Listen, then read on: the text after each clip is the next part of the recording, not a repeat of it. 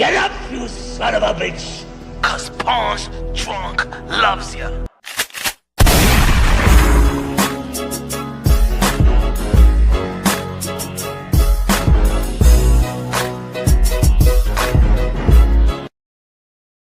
Let's get ready to rumble! Yeah, baby. You already know this is Pawns Drunk Boxing, a.k.a. Mr. Woo! Shot himself, a.k.a. El Adobo, a.k.a. El Sazón, a.k.a. El Borracho, a.k.a. Café Bustelo, a.k.a. El Pastor de Boxeo. Ladies and gentlemen, good morning, good afternoon, good evening, wherever you are at this side of heaven. God bless you all. Ladies and gentlemen, of course, we've been talking about what transpired out there in the Barclays Center, New York City, my city, this past Saturday. Y'all already know Lamont Roach. Incredible performance, shocked the world with his performance. A lot of people didn't give him the benefit of the doubt. A lot of people didn't care that he was up there daring to be great, moving up from the super featherweight division. Y'all didn't give him the benefit of the doubt. Y'all shamed him. Y'all shitted on him. Y'all didn't even give him 1% of a chance. 99.9% of the boxing world got humble Saturday night as Lamont Roach controlled the center of the ring, counter every punch that Gervonta Davis threw, maintain the discipline. Follow the game plan that his father Lamont Roach Sr. drew up. So he followed the game plan, executed the game plan, controlled the middle of the rings. He actually, in all the rounds, you know what I'm saying, landed clean, effective punches to the body on the up top. Ring generalship, controlled the 3-minute intervals of each round. Good defense. Never got hit. Well, a couple of times he got flushed, but the guy that actually landed the most significant punches was Lamont Roach. Everybody know in the sport of boxing that Lamont Roach, Lamont Cucaracha, the Reaper, the man was robbed. They robbed him. But ladies and gentlemen, I hope that the New York State Athletic Commission overturns the majority draw because as we all know, one judge had a 115, 113. He was on crack. He was on drugs. That judge that gave it 115 and 113 to Gervonta Davis was smoking the same thing that Pookie was smoking in New Jack City, was smoking the same thing that Samuel L. Jackson was smoking in Jungle Fever, was injecting the same thing that Monique Precious in the movie Precious was injecting. Oh, yeah, heavily on drugs. Ladies and gentlemen, Lamont Roach won that fight fair and square. The whole world seen it. Even die-hard Gervonta Davis fans saw what we all saw. I'm not going to say that it was a whitewash. Not meaning a whitewash. I ain't going to say that it was not competitive. I'm not going to say that Lamont Roach demoralized Gervonta Davis. I'm going to tell you what he did demoralize, though. He did demoralize the aura because Gervonta Davis no longer having the aura. He could get it back in a rematch, though. And we're going to be talking about, is Lamont Roach, since we saw what we saw on Saturday night, in your opinion, is Lamont Roach better than Gervonta Davis? Or he just got Gervonta Davis numbers? Because there's a difference.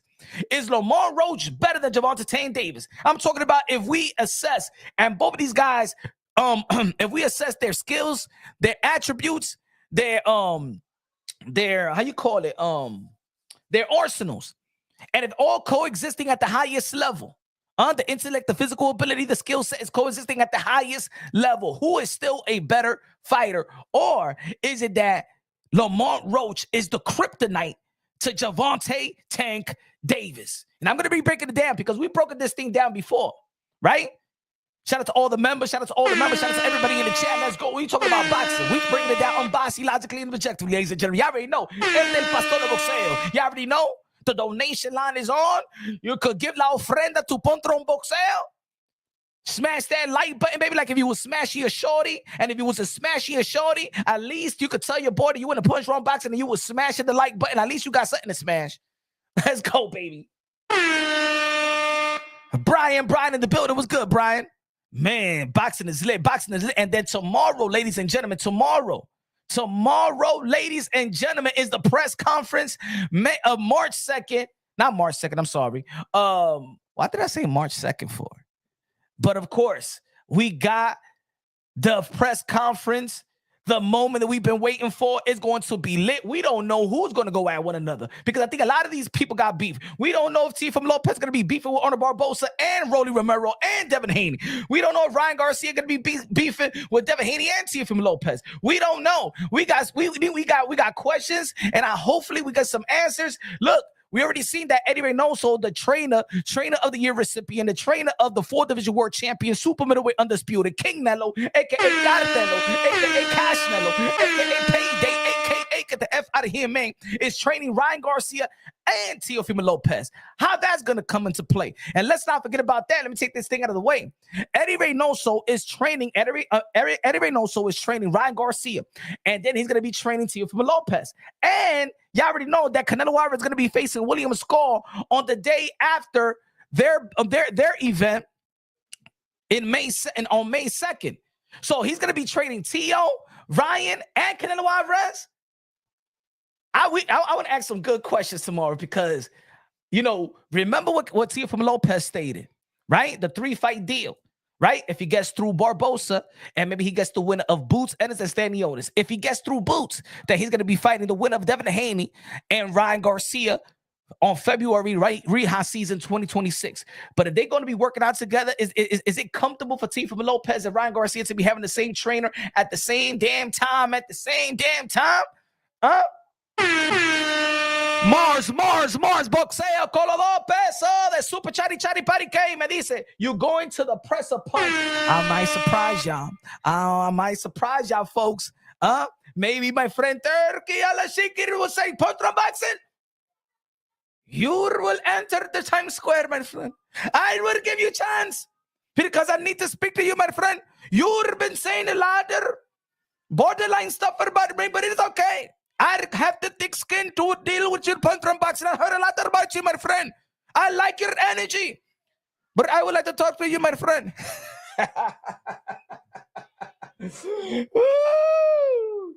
Yeah. Hey, yo, Turkey coming to New York to see me. Huh? Yeah. Turkey I'll shake needs to check in with Punch Run Boxing. Yeah, he need to check in with me. Damn it. I'm Punch. This is my city, Turk. If I go out there, Reha season, Saudi Arabia, I got to check in with the Turk. I got to wear my little hata, my chancleta, my little slipper with open toe slippers. You know what I'm saying? My turban and all that stuff. I go over there. Then I got to go by their rules. But you coming to my city, baby. We coming to my city, Turk.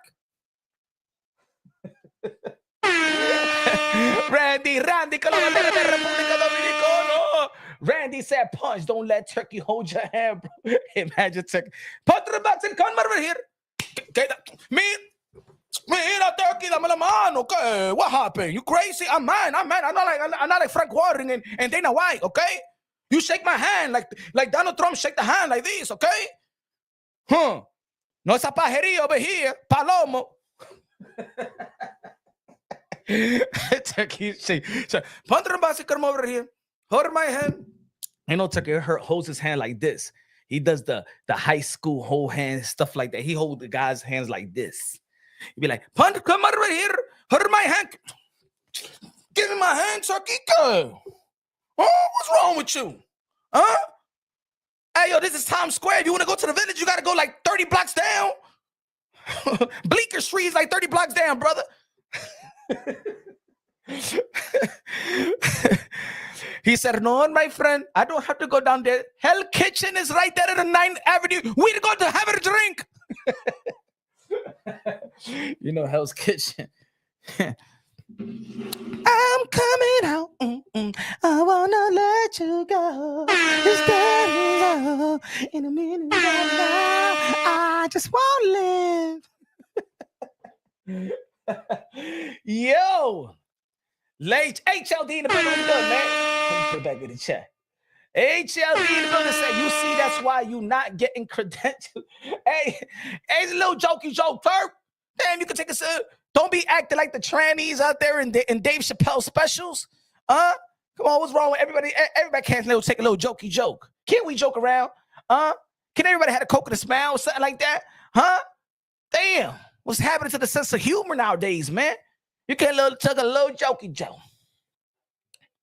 Little jokey joke. Come to the Mike Smoke Shop if you really think you could really punk us. I don't wear deodorant. La da da para bam in your cigarette. You don't want to talk about me. You're never gonna ride in my yellow taxi.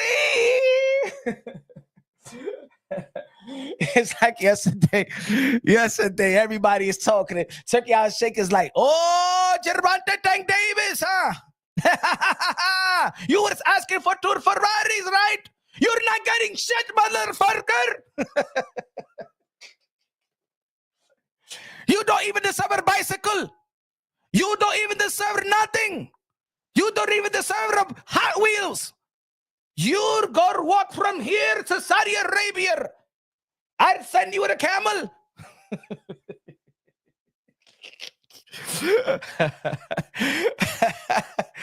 Woo! Yo, ladies and gentlemen, is the New York State Athletic Commission going to overturn the majority draw? Because we all know that Steve Willis dropped the ball. Maybe because he was licking ball. Gervonta Davis. Hey, shout out to Steve Willis. You know that Steve Willis is a stand-up comedian in New York City? I like Steve Willis, man. He's a funny guy. He's very transparent. Used to be so transparent. One of the best. He was my favorite referee, to be honest. Maybe he had mental lapses in the 9th round. You know what I'm saying? Maybe he got starstruck by Gervonta Davis, even though that he's seen every fighter and stuff like that, because he's one of the best referees in the sport of boxing. I can't believe that he dropped the ball like that. But just like the New York State Athletic Commission have replays, they got a replay and they have a little bit of excuses. Well, our monitor, I'm sorry, Mr. Roach. I'm sorry, Lamont Roach. Relax. The monitor just didn't work, so we couldn't review it when it was live. But then we're gonna review it, all right, Roach? Calm down, Lamont. See, they're gonna review it, ladies and gentlemen. As we all know, this is an easy fight to overturn, easy decision to overturn, ladies and gentlemen. There's an easy fight to overturn. The boxing scenes report that the New York State Athletic Commission is reviewing the matter involving Saturday's matchup between Lamont Roach and Gervonta Davis.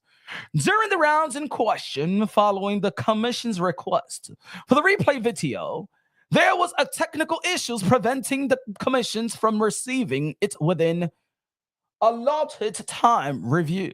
The New York State Athletic Commission. Technical difficulties prevented real-time review of non-knockdown call in Gervonta Davis Lamont Cucaracha.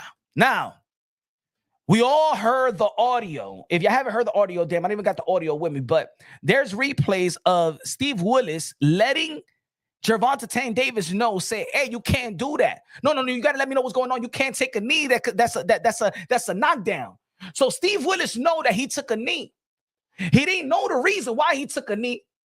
Steve Willis dropped the ball. Now, as much as the boxing world want to criticize Gervonta Davis, a.k.a. Abdul Wahid, that's Steve Willis' responsibility in the end of the day. There's a lot of things that went wrong. There's a lot of things that went wrong in that 9th round. And now the integrity of the New York State Athletic Commission hangs on the balance. Hangs on the balance. As a matter of fact, they could overrule it today. Because come on, man. Everybody's seen the replay. New York State Athletic Commission. Why you taking so damn long to give Lamont Roach his win?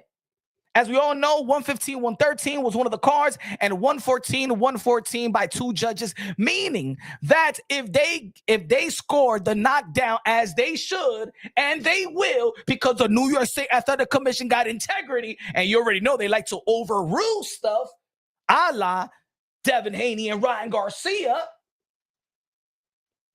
then they will give Lamont Roach the victory. And one of the judges' scorecard will be 115-112, and the other one will be 114-113, and the other one 114-113, ladies and gentlemen. He wins a unanimous decision, ladies and gentlemen. Lamont Cucaracha win a unanimous decision versus Gervonta Davis. Now, ladies and gentlemen, they've been going back and forth early on the day. Friends turning into foes. Lamont, Gervonta Davis said, you be ass just happy you didn't get knocked out. Your dad was jumping up and down in the corner when y'all made it to the 12th round. Lamont Roach replied, I was never worried about that. And truth be told, you hit like a bitch. That nigga was jumping up and down because I was effing you up. F you talking about. Gervonta Davis says, and say no more. I'm pushing for the rematch. Lamont Roach said, F you mean pushing ninja. My contract already signed, nigga. And set for the immediate rematch because you put that in there in case you lost. Only reason we don't fight it is because you scared. You're scared. In the words of Teofimo Lopez Sr., you're scared. You scared. Nah, you have to fight Lamont Roach. You scared. You got him all scared, bro. He's scared, bro. Gervonta Davis tweeted, the rematch can be soon too, like end of May. Yeah. Yes. Yes. Yes. The good thing about this, folks, if y'all follow me on Twitter or X, formerly known as Twitter, I said this is a blessing in disguise. This was a blessing in disguise for the sport of boxing, especially in this young generation, the guys that we've been linking up and matching them up for a potential fight that we've been wanting to see as a boxing world. But it's also a blessing in disguise for Gervonta Davis. I'm going to tell you like this. Why? It's a blessing in disguise for Gervonta Davis because, as we could see leading up to the fight, there's a lot of people that have been saying that Gervonta Davis has lost the love for the game. There's a lot of people out there that doesn't want to give Lamont Roach the 100% credit. They want to devalue, they want to diminish his win because people want to create this narrative. And I wanted to end the narrative right before it spreads like wildfire. The narrative that Gervonta Davis' mental state is not there for the sport. I mean, yes, he was good, but he didn't go all out in his training camp. He's good, but he didn't go all out during the fight. It seemed like a different Gervonta Davis. Stop it. You's a liar. Stop it. I don't want that narrative because that only diminished the value, the performance of Lamont Roach, the super featherweight WBA champion of the campeons. All right? Because, ladies and gentlemen, as we all know, we know that Gervonta Davis starts off slow. He always starts off slow. For the height and size and speed and athleticism of Gervonta Davis, he should be throwing more punches than that. Ladies and gentlemen, he throws just as much punches as heavyweights. So right there, Gervonta Davis fought the same way he approached Mario Barrios, the same way he approached Rolly, the same way he approached Ryan Garcia, the same way he approached a lot of his fights. This was 100% Gervonta Davis in that ring. He went to camp. He knew who to go. Barry Hunter is not in new training for Gervonta Davis. He's been training with Barry Hunter and Patrice Harris since he was a child. This ain't no new different. Now, the head trainer that's given instructions was Barry Hunter. But ladies and gentlemen, that corner was the same thing. It had Coach Kenny, it had Coach Ford, it had Patrice Harris, and it had Barry Hunter. The same Barry Hunter that's been with him when he was coming up in the pros and in the amateurs. So, ladies and gentlemen, I don't want to hear this new narrative. Oh, no, you know what I'm saying? He changed trainers. No, he always with the guys. He's always in the gym. Shout out to some Mr. Shark, Scooter, and stuff like that. Scooby did a wonderful job. Right? So that's no excuse. Gervonta Davis has this is the ultimate con of Gervonta Davis. I'm talking about pros and cons. I'm not talking about a con artist. I'm talking about the pros and cons of Gervonta Davis. The con is that he's done a mistake. His mistake, Gervonta Davis' mistake. And I know that he's been winning. He's been putting guys out. But at the end of the day, he has not been outboxing his opponent. He's not been pitching a masterclass. Leading up to the knockouts, it's still a close fight. It was still a close fight with Leo Santa Cruz. It was still a close fight with Pitbull Cruz. It was still a close fight with Rolly Romero leading up to the fight, to the stoppage, to the knockout. It was a close fight. I'm going to say a little bit with Frank Martin. It's always nip and tuck. You know what I'm saying? It's always there. He's not doing what actually Shakur Stevenson does to his opponent. Even though that a lot of people be like, yo, but Shakur Stevenson is boring and stuff like that. But he be pitching shutouts. It's really hard for Shakur Stevenson to even lose rounds. The bad thing about Gervonta Davis, all his skills and talent, the twitch muscle, the athleticism, the quickness, the power, the freakish power, is that he has adopted the Deontay Wilder mindset. He has adopted the Deontay Wilder mindset. The Deontay Wilder used to have, or still used to have, but he used to have freakish power. Freakish power that would have bailed him out with his lack of skill set. The bad thing about the mindset that Gervonta Davis has in adopting the Deontay Wilder mindset is that he believes that his opponent should be perfect for 12 rounds and he should only be perfect for 1 second. He kept on telling Barry Hunter, I'm going to get him. I'm going to get him. I'm breaking him down, which was a lie. You was not breaking down Lamont Roach. You was not. Lamont Roach was a master in controlling the center of the ring. Gervonta Davis is too good to be adopting the Deontay Wilder mindset. Now, understand, he got an equalizer. He got freakish power. It has bailed him out in a lot of fights. I understand that. And sometimes, it's just like in life itself. There's a lot of people that don't want to fix what's not broken. Now, in the beginning of the live, I did say, is Lamont Roach, in your opinion in the chat right now, everybody in the chat, let me know your answers. Let's engage. Is Lamont Roach, what you saw Saturday night in the Barclays Center, Brooklyn, New York, is Lamont Roach better than Gervonta Davis? Is he a better fighter than Gervonta Davis? Or is it that Lamont Roach is the kryptonite to Gervonta Davis? Meaning, it's not necessarily that he's better than Gervonta Davis. It's just that he's just his kryptonite. Let me know, kryptonite or he's better? In the chat, kryptonite, you can write kryptonite or he's better. Kryptonite or better. Let me know in the chat. Because I'm going to say it like this. Ricardo Mayorga versus Forrest. Ricardo Mayorga is not a better fighter, better boxer than Forrest, but he had his number. If their skill set, I'm talking about their skill set, their arsenals, if they're coexisting at the highest level, is Lamont Roach a better fighter than Gervonta Davis, or is it that Lamont Roach just has his number? It's just kryptonite. Because Lamont Roach knows Gervonta Davis better than any other active fighter right now. There's lines to fight. These guys been fighting since they was kids. Even the amateur fights was very, very close that Gervonta Davis had the nod. When you know somebody like that, ladies and gentlemen, let me tell you like this.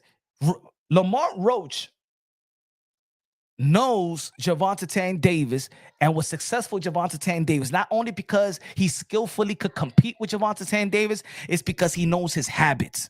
Lamont Roach knows his breathing patterns. Just think about it, bro. Think about it.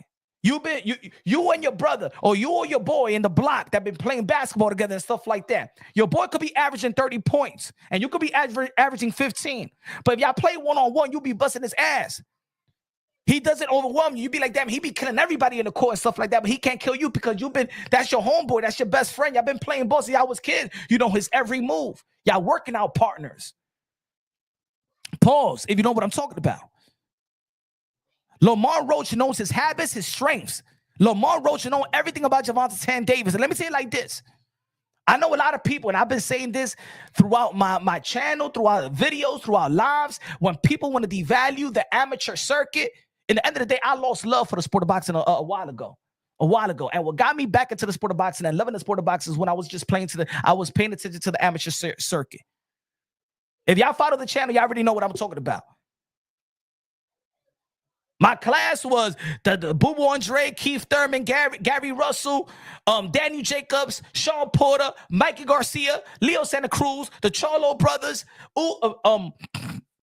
Who else was that? We remember when Sean Porter knocked out Daniel Jacobs. Charles Hatley, the best guy in Dallas. The best guy in Texas was Charles Hatley. He was the one that was actually ringing bells. Gary Russell and Boo Boo was the best in the country. Keith one time Thurman was breaking ribs until he met Demetrius Andre. And that's when I saw Demetrius Andre. Well, what the hell, man? He was my favorite fighter, Keith Thurman in the amateurs. And then Demetrius Andre was beating Keith Thurman. I'm like, who is this guy? And that's how I became a fan of these guys. That's why some people come to the channel and be like, yo, why you be talking about them? Because they made me love the game again. They made me love boxing. Keith Thurman, Demetrius Andre, Gary Russell made me love boxing again. If you look at my first several videos, I was just talking about Keith Thurman. I was talking about Gary Russell versus Gervonta Davis years ago. Let me bring the receipts. Let me bring the receipts. Watch. Look. I was a Deontay Wilder fan. Deontay Wilder I was happy. I remember when Deontay Wilder signed with Golden Boy Promotion, I was happy. Watch. I'm going to check the receipts. I'm going to give you the receipts right here. Look. So y'all won't say I'm capping. So y'all won't say I'm capping. Check this out. Look at when I published this one. Tank versus Gary Russell. Most exciting fight boxing has to offer. May 20th, 2018. That's when I started doing the punch drum boxing. Right? Look, Keith Thurman. For the people that don't know the channel, they'll be like, oh man, you just saying this now. Check this out. Check this out. Give me a second. Check this out. Check this out. I've been consistent. So when I'm doing Keith Thurman's fight, y'all know why. Yes.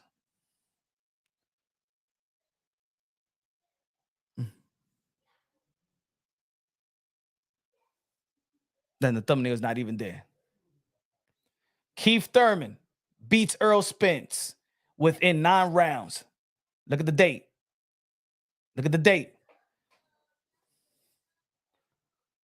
Look at the date. Look at Steve Willis. Been my guy. Check this out. Check this out. So the people won't be like, I'm capping. I've been saying the same thing for years, even when it comes to the Demetrius Andre. Hold on, watch. I don't give a damn if y'all don't like him. That's my guy. Watch. Punch, remember what I said last night? The Bulls. What's good, the Bulls? Said Punch, remember what I said late Saturday night after the fight over on Rap's channel when we were there. That Monday morning was going to be rough time for the people in the ref. Now Tank will retire.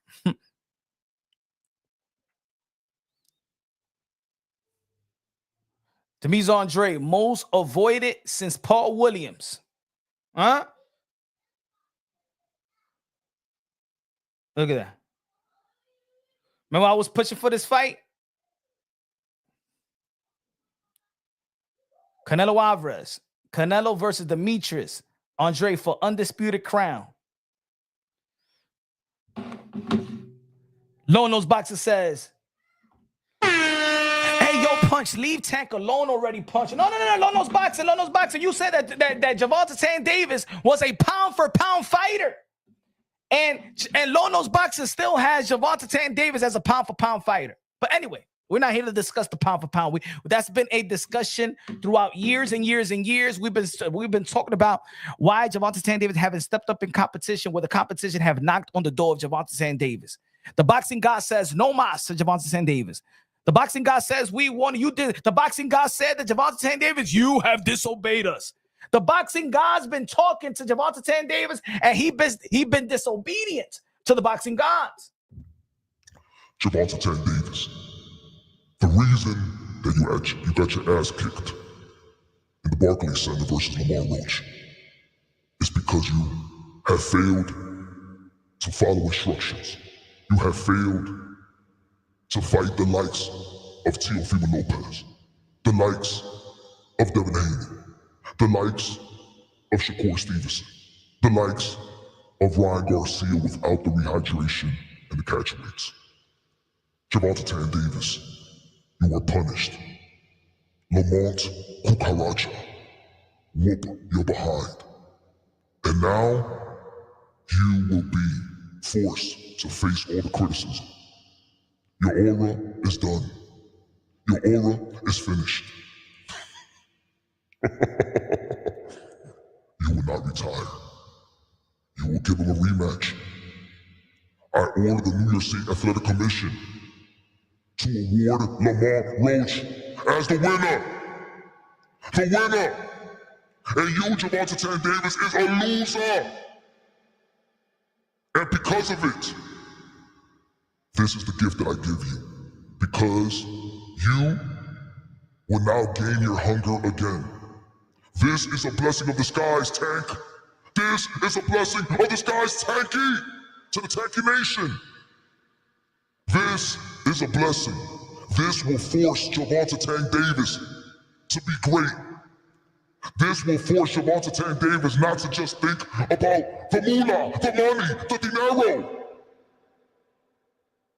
This will force Gervonta Davis to fight, to enhance and maintain and fight for legacy. Legacy, I say, damn it. I punished you a long time ago that you was not gonna grow past 5'3" because of your disobedience.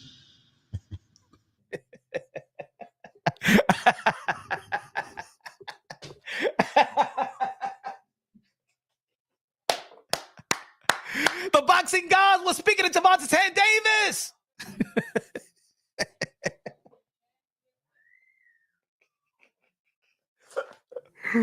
Yo. Hey, yo, smash that like button, y'all. Smash the damn like button, man. Before I tell the boxing gods and stuff like that. You cheap motherfuckers better get punched on boxing and super chats. Come out your pockets, damn it. Donate punch on boxing immediately or you will be strike down.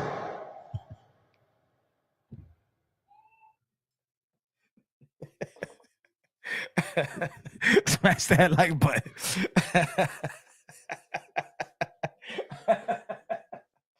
He said, already home say, I'm glad I'm not high, bro. Already home, you'll be like this. Hey, listen to punch on boxing. What I did? What I do?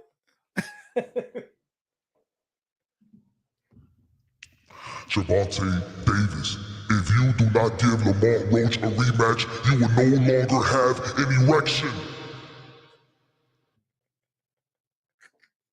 Can you imagine if the boxing gods tell you that in your dream? Can you imagine if the boxing gods tell you that in your dream or something like that? Huh?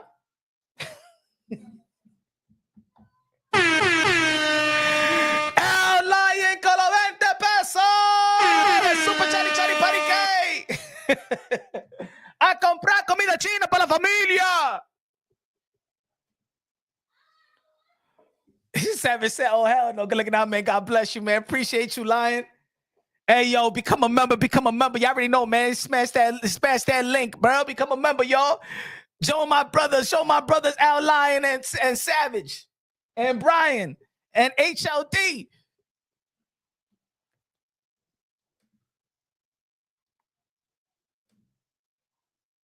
Oh, yeah, the boxing gods got y'all. Shout out to Mr. Moonshine. Vet in the building with the $10 super chatty patty K. Good looking out. God bless you, said Vet. Shout out to Mr. Moonshine, the funniest boxing channel ever. You crazy, bro.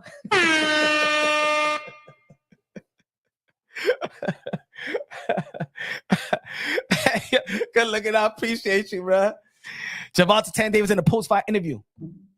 Why y'all laughing? I'm serious. My hair was burning my eye. It was burning my eye. My hair was burning my eye. I'm serious. Why y'all booing me? Why are y'all booing me? Why are y'all booing me? I did my braids 2 days ago, and the reason why I took a knee is because my eyes was burning. My eyes was burning. I'm not lying. Why y'all booing me? It's not funny. It's not funny.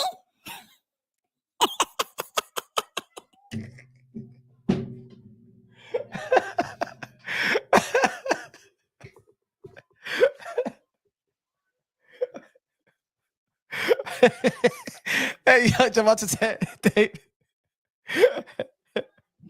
I don't give a fuck. I don't give a fuck. I won the fight. They took it away from me. They took it away from me. Nah, It was the hair grease. It was the hair grease. I don't care. He didn't beat me. He's not better than me. He's not better than me. He's not better than me.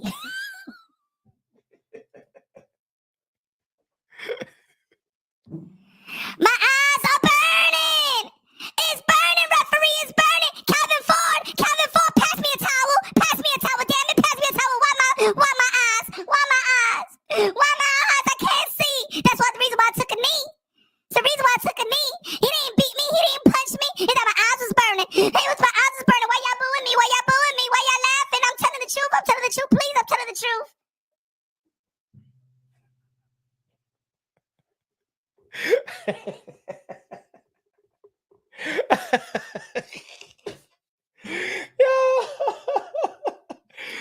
Yo, that was crazy, right? That was crazy, man. When Gervonta Davis said, I said, why y'all booing me?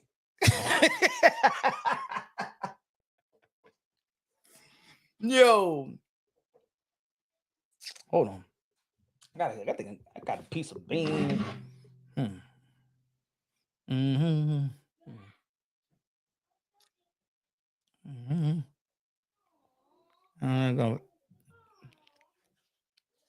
Got a piece of bean. I was eating black beans and stuff like that. You know how sometimes the piece of bean get stuck on your teeth and stuff like that. We live, man. We live. You know what I'm saying? Get that little black bean out the damn tooth. Good looking out already home with the $3.01. I never seen that before. $3.01. Damn, YouTube got it. Why you already home gave me a tip? Here's $3.01 tip. What I'm gonna get with that? A Dominican mint? Already home? Well, he said, Punch, I ain't gonna give you $2.99 like the other people. I'm gonna give you $3.01. Feel me? $3.01.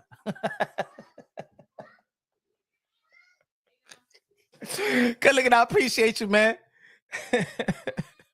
Now, you know what I'm saying, Punch. Sometimes when you go to school, they hit you with the tax and stuff like that. I'm just making sure that if you buy something for $2.99 and shit like that, you got an extra couple of cents in there, shit like that. You know what I'm saying? So you won't get hit with the tax.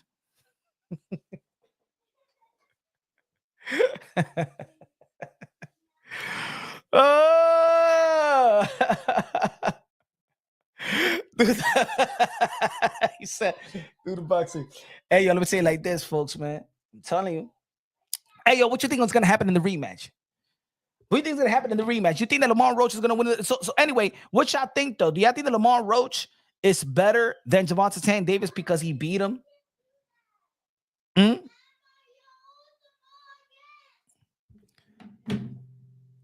Dominican mint. Yeah, you wrote the yellow one.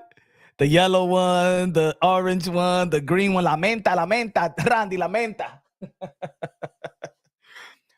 But look, again, I'm not gonna say that Lamont Roach demoralized Gervonta Davis. I still think that Gervonta Davis was competitive, but again, I think that Lamont Roach got his number, could be the kryptonite. Now, when I'm saying about being the kryptonite, you know what I'm saying? Again, we're not taking nothing away from Lamont Roach. And I know a lot of people now that it's a couple of days, people are trying to find ways to find out why Gervonta Davis approached the fight the way that he approached it. But in my opinion, it's like I said, I'm being real about it. I'm being unbiased, logically, and objectively about it. You know what I'm saying? I think that Lamont Roach knows Gervonta Davis. He was not afraid of him. He knows his move. He's been knowing him since he was a child. So at the end of the day, he already knew what was coming. You know, he knew his pet peeve. He knows his weak. He knows his strength. Yo, and let me say it like this. Both of these guys have some good stamina. You know why both of these guys have some good stamina? Because y'all already know. Talking, yo, they was talking throughout the whole fight. They was talking smack throughout the whole fight. Let me say it like this. Hey, yo, even if you go out jogging, it's hard to even sing along with the song that you're playing, right? You know what I'm saying? You don't even, you want to maintain the breath, the breathing.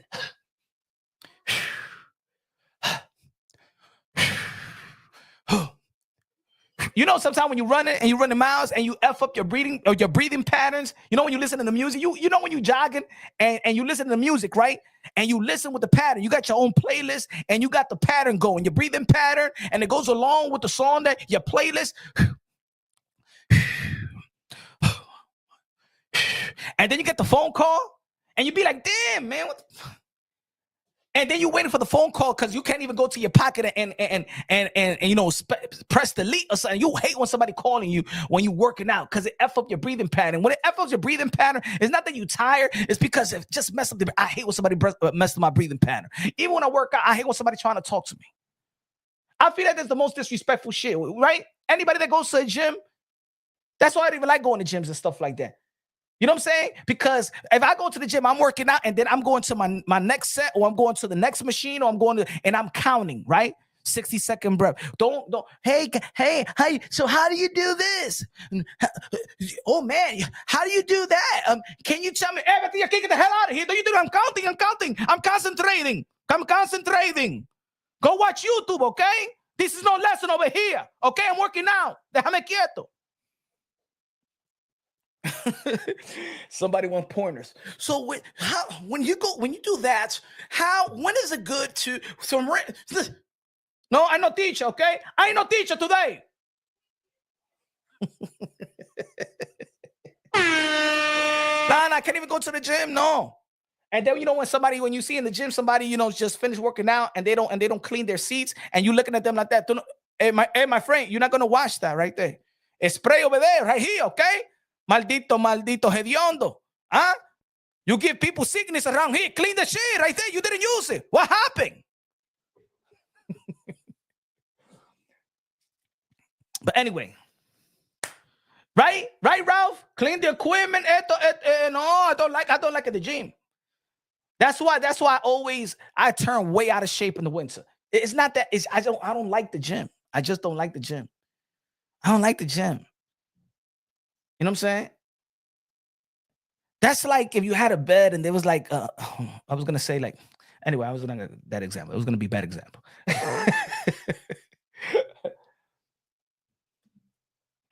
Commercial gyms are the worst. They be tweaking in the, yeah, man.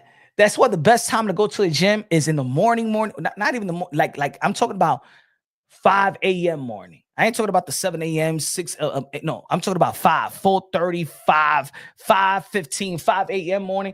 And then the time to go to the gym is that time or very, very late. Very, very late. You know what I'm saying?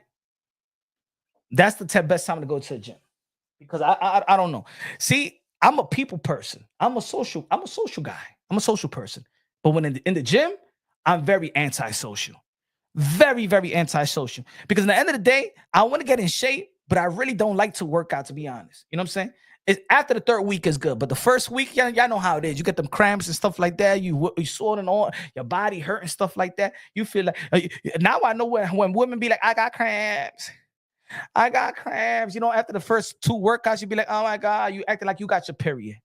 She be like, I got cramps. Oh, I'm swollen too. I mean, la espalda me duele. Mi espalda me duele a mí también, mami, que I need a massage.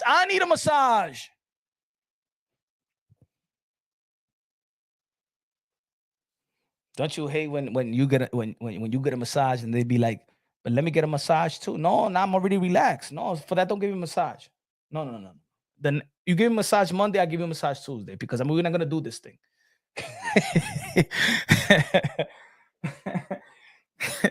But anyway, back to boxing.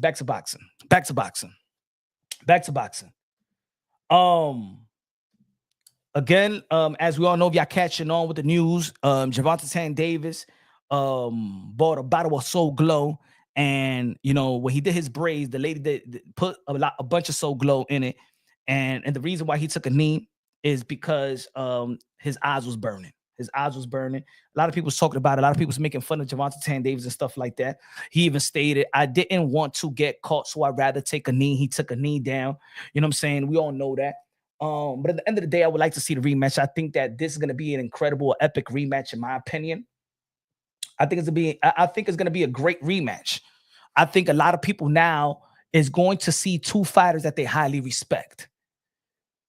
Y'all wanted to see the best fighting the best. Now this has created the best fighting the best. And this is, and you know what? This situation, I love this situation. I love the situation for a number of reasons. I like the situation because I think now people are completely humbled by this young generation and who's really the best and who's going to be who, right?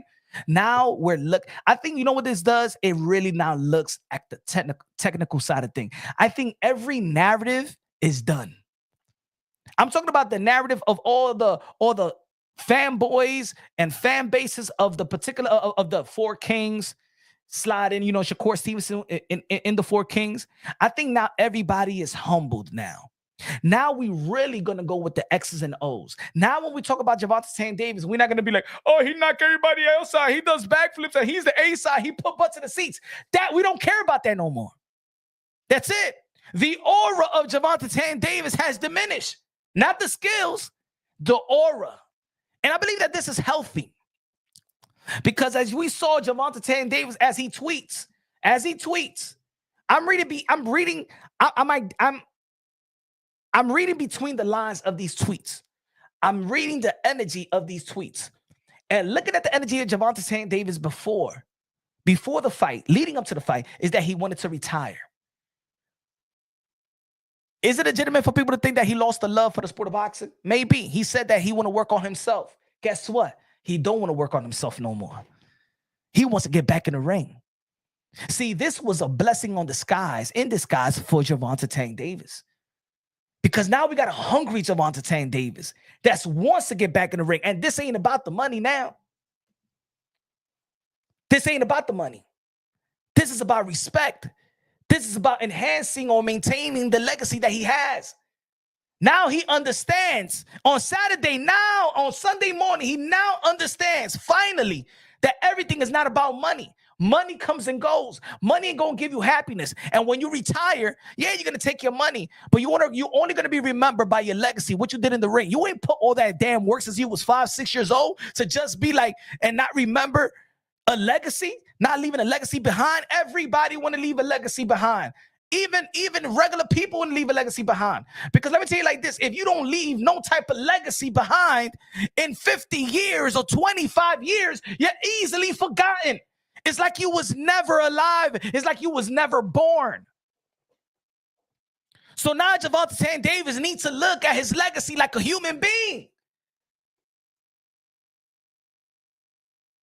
You want to leave a stamp. You want to put a stamp on it that you was here, that your legacy was here. Because if Gervonta Davis will retire right now, like he said he want to retire, in 10 years, he's easily forgotten. In 5 to 7 years, Gervonta Davis, my brother, you are easily forgotten because there's no legacy to brag about. Think about it, folks. If Gervonta Davis will retire right now, think about it, Gervonta Davis. If you will retire right now, in 5-7 years, what people be saying about you? Let me tell you about the lucrative legacy of, let's say, let's talk about a little bit about legacy and why it's so important for Gervonta Davis to be hungry.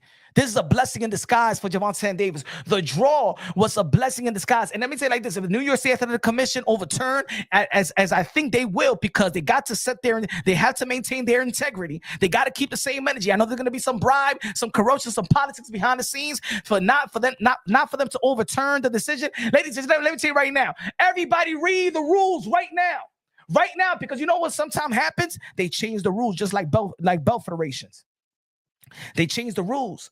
Just like the WBA changed the rules back in, what was it, 2015? The rules was that you move into a super champion when you make 5 defenses. Well, they changed it with Floyd Mayweather.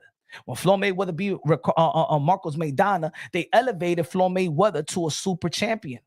But the rules in the WBA said that you have to win 5 consecutive. You have to make 5 defenses of 5 consecutive defenses of the regular belt to be moved up to a super champion. So, ladies and gentlemen, I'm telling you right now, read the rules right now. Snapshot the rules right now, because within this week, there are going to be some changes. And if they go, if I know boxing like I know boxing, the corruption, the politics, right now, they're rewriting the rules right now. So when they try to make a decision and review this fight, no, but Steve Willis didn't do this, and he said this, and they did that. But again, everything is out there already. Steve Willis told Gervonta Davis that, by taking a knee, you got to let me know what you do. Basically, paraphrase, you got to let me know what you're doing. You took a knee. I could take a point off. I mean, that's a knockdown. So you already let the world know that you did see the knee. Steve Willis already let in that audio, let the world know that he saw Gervonta Davis' knee. He told them invisibly audio, yes, basically you did a mistake. You gave him an out. You gave him the benefit of the doubt when you were supposed to give the rules the benefit of the doubt, Steve Willis. We all saw that Calvin Ford wiped Gervonta Davis' forehead or eyes, which that's against the rules, in which that disqualifies the fighter. And more importantly, Calvin Ford should have been kicked out of the corner. And I like Calvin Ford. Shout out to Calvin Ford. I like what he's done. I like the mentorship that and he put Gervonta Davis under his wing. That takes a real man to do, bro. Because there's a lot of people, and I'm not saying that you're supposed to, but there's a lot of people that see a lot of teenage young kids struggling out there in the street. The situation, but you may not have the means to adopt a young kid or something like that. It takes sacrifice to do what Calvin Ford did for Gervonta Davis. So I don't want to. What I'm saying that he should have been kicked out. I'm just going by the rules. He's not supposed to be working on a fighter within that round. In between the rounds is the only way that you can work on your fighter, not within that round. That's a disqualification. Gervonta Davis could have lost right then and there. There's video about it. So in the end of the day, if they review this and they're watching everything, I know they're reviewing the knockdown, but even if they're reviewing what happened in the corner, that automatically disqualifies Gervonta Davis by being worked on. So the New York State Athletic Commission have to keep their integrity if they do have it. And we already seen what they did with the Devin Haney and Ryan Garcia, that they were strict about it. Then they got to be strict about this situation. Maybe the politics, maybe the powers that be is going to tell the New York State Athletic Commission, you know what, we're not going to bring no New York fights over here. If you're going to do this to us, we ain't coming back to New York. We're not bringing Gervonta Davis. You already know that Tank Davis, he be sitting at the Barclays Center. There's going to be some policies going on because at the end of the day, this is so easy to review. They don't need 2 days. They don't need a week. They don't need any of that. There's going to be hardcore Gervonta Davis fans that's going to be like, nah, that's weak. Lamont Roach shouldn't get it like that. If he won the real win, you know what I'm saying, fight him again in the rematch and get it in blood or something like that. Yeah, at the end of the day, like I said yesterday, Lamont Roach, I don't even think he needed, he didn't even need to appeal for them to review. But I will make sure that I also appeal on top of them reviewing this. He said, Malik, bro, your title was misleading. No, it's not misleading. No, it's not. It's my opinion. It's not misleading. Go read the article, Malik. My brother. Read the article, my brother. It's not misleading. They're going to review. They're reviewing it right now. And if the rule says what the rule is, it's an automatic. Let's read the rules, damn it. Let's read the damn rule, damn it. Hold on, buddy. Shout out to my brother HLD. Hold on, let's read the rules, buddy. Let's read the goddamn rules. Hold on, folks. Hold on, brothers and sisters. Let's read the rules. Give me a sec. Let's read the rules.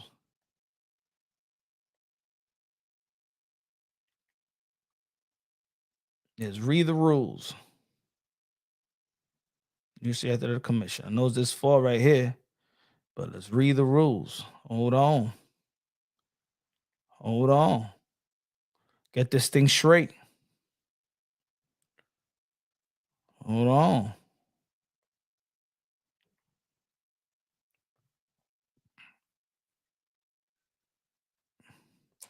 Give me a sec, y'all. Let me put in the screen. Let me put the rules in the screen, ladies and gentlemen.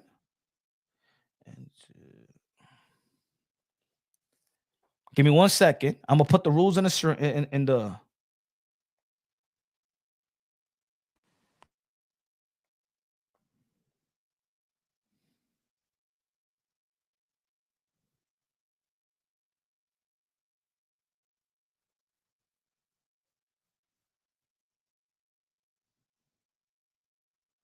Hold on.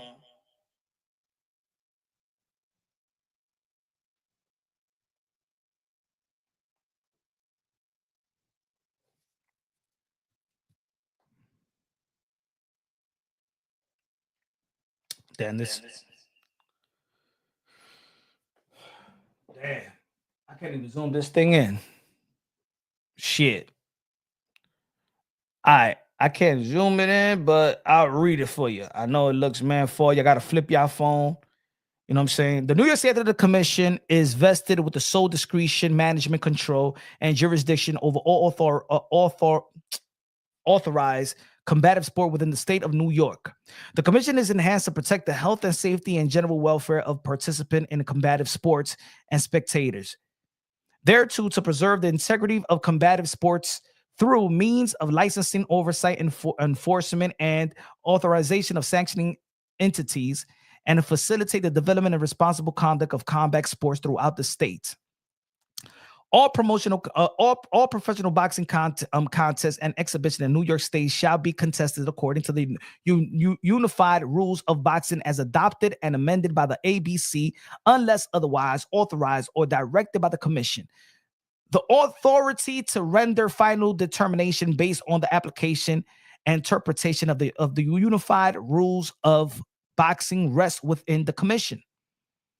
The authority to utilize video replay in boxing has been affirmed by Frank versus Stevens, which upheld the commission power to reverse in-fight decision when the boxing best interest. This authority is further supported by the regulatory provision of the 19 New York CRR 211.32 and 211.54, which outlines the responsibility of referees and support the implementation of instant replay policies in boxing competition respectfully. Pursuant to the above cited authority, the commission has approved instant replay as described below. When adequate technology is available, instant replay may be used to determine the correct outcome of a bout, including but not limited to causation of a cut or other injuries, knockdowns, trip or slip, accidental or intentional fouls, fight-ending sequence. The commission will assign an instant replay official for each bout. The instant replay official will be provided a monitor and headset at ringside next to the commission table. Only the in-ring referee or instant replay official is authorized to initiate instant replay review.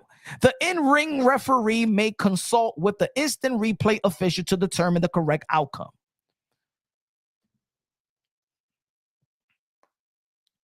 Hold on. 5, in order to modify the original call, the instant replay official and in-ring referee must agree that the replay shows clear and conclusive evidence that the in-ring determination was in error. Best effort shall be made by reviewing officials to complete the review during the 1-minute rest period. 7, an additional 30 seconds may be added to the best period by reviewing officials upon notification of the commission, timekeeper, and athletes of the need for such additional time if needed. If completion of the review, announcement of determination regarding whether a change of a call is warranted. 8, if a determination cannot be rendered based upon the review within the 1-minute rest period, and where necessary, the additional 30 seconds and in-ring call shall stand. The instant replay official in-ring referee shall notify the judges and the commission score table of the decision prior to the start of the next round. If the incident occurs in the final round, the instant replay official and in-ring referee shall have up to 5 minutes from the conclusion of the round to make determination. Nothing in this policy shall restrict the commission authority to review video evidence to determine the correct outcome of the final official outcome of a bout has been announced in the ring. Again, nothing in this policy shall restrict the commission's authority to review video evidence to determine the correct outcome after the final official outcome of a bout has been announced in the ring. Again, Section 21150, when a boxer is down, and if any part of his or her body other than his or her feet is on the ring floor, B, the boxer is being held upon the ring ropes, C, the boxer is rising from down position. Ladies and gentlemen, as we know, again, this is what they're reviewing. Technical difficulties prevented real-time review of a non-knockdown call in Gervonta Davis, Lamont, Roach. So in the article, ladies and gentlemen, it says, hold on, give me a second. In the article, give me one second. Give me one second.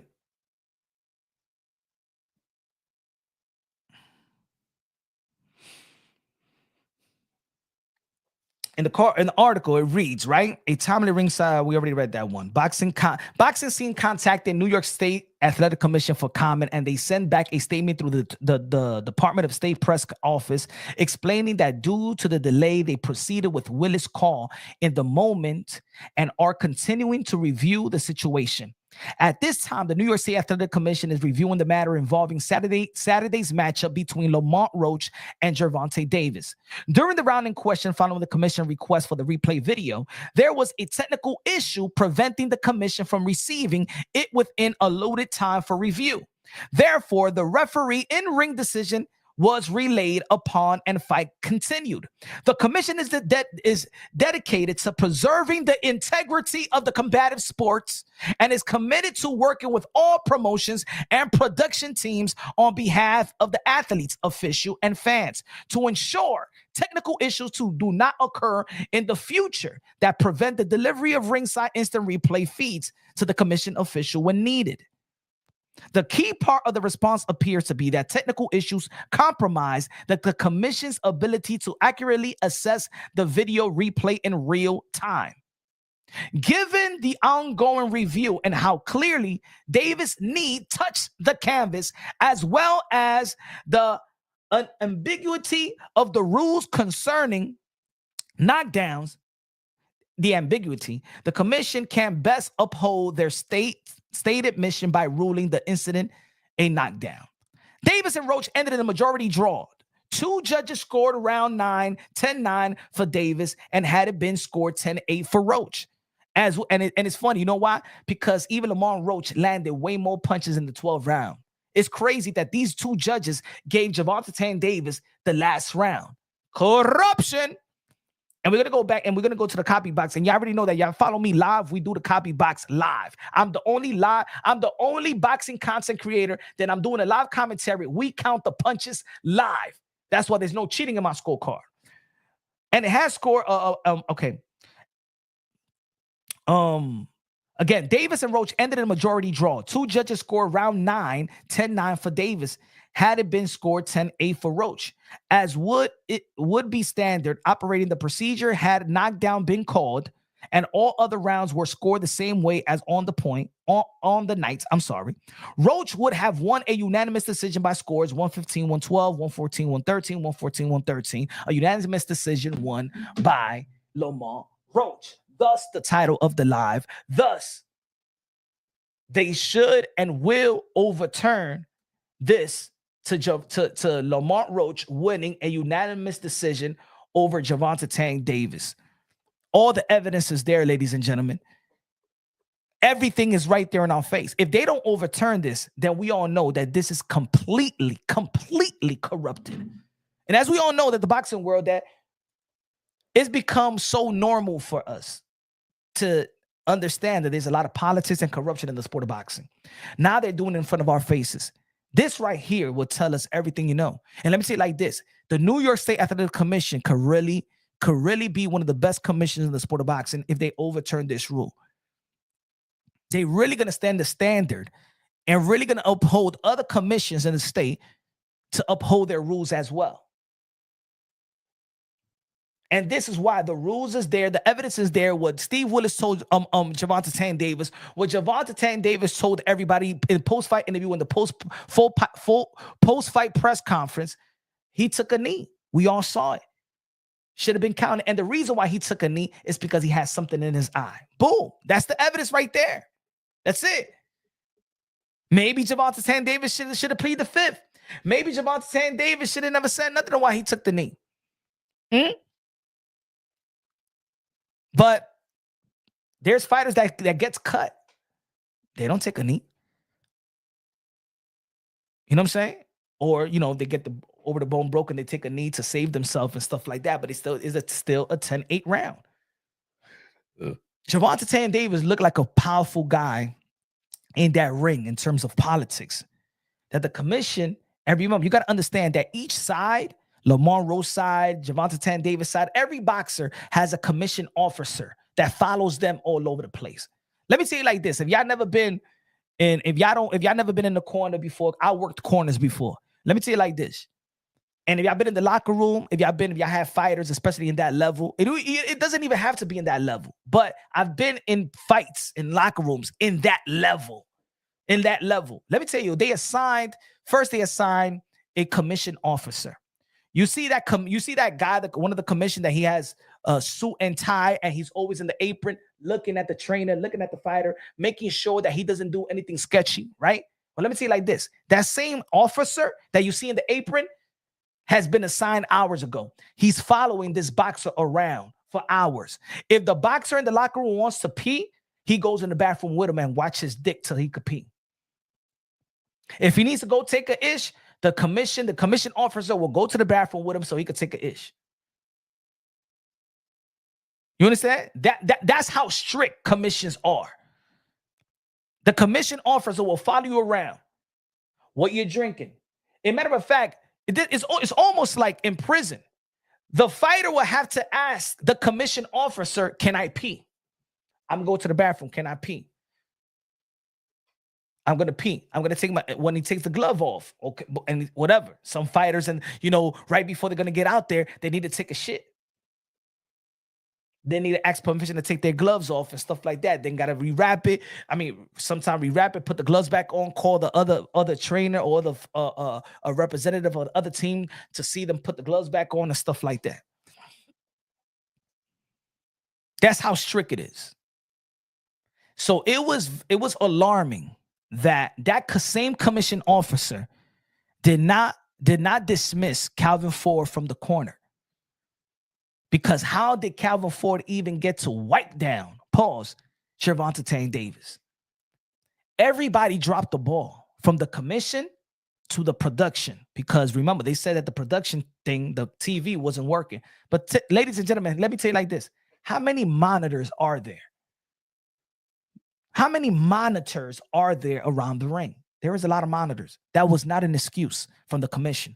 The New York State Athletic Commission know that they dropped the ball and they have to make it right. Because if they don't make it right and overturn this, then they look highly dysfunctional. Everybody's ambiguity. It's crazy. Rap Star Boxing Out is the voice of the UK London. This is not, and look, ladies and gentlemen, I'm still a Tank fan. I respect highly Lamont Roach, though. And I always, since day one, I was telling the boxing world to respect Lamont Roach, daring to be great. I respect Lamont Roach, been respecting Lamont Roach since day one, daring to be great. And a lot of people in the sport just didn't want to see Gervonta Davis fight somebody that was not, in talks or marinated, a fight that was marinated, right? We wanted to see Gervonta Davis versus Tio, Tank versus Shakur, Tank versus probably Devin Haney, Tank a rematch with Ryan Garcia, Tank Keyshawn Davis, Tank versus Lomachenko, and Lamont Roach was never in line for a Gervonta Davis fight. I understand the frustration of the boxing fans, but yeah, y'all should have never took y'all frustration with a Lamont Roach. And I know I'm going to be contradicting myself, and I'm going to say it out loud. I'm going to contradict myself. I'm going to say it out loud because I'm going to contradict myself, even though I'm human. But I don't like the Canelo Alvarez versus William Skull. And I know that William Skull should be respected. I know that William Skull, it's not William Skull's fault that he got stripped, that Canelo Alvarez got stripped and he fought for that belt, became a champion, and now he's in position to get a Canelo Alvarez fight. You know what I'm saying? The reason why we diss the situation, we diss the fight, right? It's because we want to see Canelo Alvarez versus David Benavidez, right? So we hate anything that comes in between of that. And that's the reason why a lot of people did dislike the Lamont Roach and Tank Davis, because we feel like Lamont Roach was in the way of the potential fights that we've been asking for Gervonta Tank Davis to fight. But that's not Lamont Roach's fault. That's not Lamont Roach's fault. That's not William Score's fault, right? We want to give we feel like that's the responsibility of Gervonta Tank Davis when we know that he has the power to pick his opponents, just like Canelo Alvarez. But so as much as I've been saying since day one, y'all should respect Lamont Roach. He's daring to be great. He's the one that's stepping up, because we always say to these fighters, these champions, you got to dare to be great. Legacy reigns supreme. We always give props for fighters to daring to be great. And it was unfair for the boxing world, 99%, 98% of the boxing world, to disrespect and devalue Lamont Roach for getting the opportunity to step up, move up, collect try to go for another world title. See, look, William Scott got an opportunity to become an undisputed. Right? And I'm like, man, I want to see that fight. Come on, man. Come on, man. But I also got to respect that he's fighting for undisputed. Even though that I feel like he doesn't have a chance, just like a lot of people didn't feel like Lamont Roach has a chance as well. So yes, even within this live and within my belief, hey, we're human. Sometimes we give somebody the benefit of the doubt. If he dared to be great, Roach would take that Shakur fight. Shakur offered him a WBC shot after being robbed by Tank. Yeah, the Filipino, but let's be real. Shakur Stevenson just had hand problems. Is he ready to get back in the ring right now? Is he ready to get back into training camp? No, I think that this is the best opportunity. If the review gets overturned, in which I believe is going to be overturned because the New York State Athletic Commission have done something like that recently with Devin Haney and Ryan Garcia. Why wouldn't they overturn something that is blatantly evidence? Evidence is there. Everybody saw it. The whole world saw it. The whole world saw it. It's going to be overturned if they have integrity. If they don't overturn it, I tell everybody, do not ever fight in New York City with the New York State Athletic Commission, because they bought. It's fully corrupted if they don't overturn it, and then give the automatic rematch to Lamont Roach. And now with Lamont Roach goes to negotiations or renegotiate the fight, he could push for that 50-50 fight. He could push. If renegotiate the fight, he already said that he signed for the fight, so whatever is there is there. But I think that he gets to win is a different circumstance. He gets the bigger piece of the pie, or it turns to a 50-50 fight. You know what I'm saying? They could shop that fight around, because let's be real, let's be honest. Lamont Roach is not a PBC fighter, y'all. Man, that's not disrespecting him. That's me being funny, bro. That's not me disrespecting him. That's Lamont cucaracha, la cucaracha, no se puede caminar. No, not, even within that, go check that video. Go check that video, brother. Come on, man. Yeah, you guys acting like every damn joke is serious. His name is Lamont Roach, so because I'm Spanish, I'm gonna say Lamont cucaracha.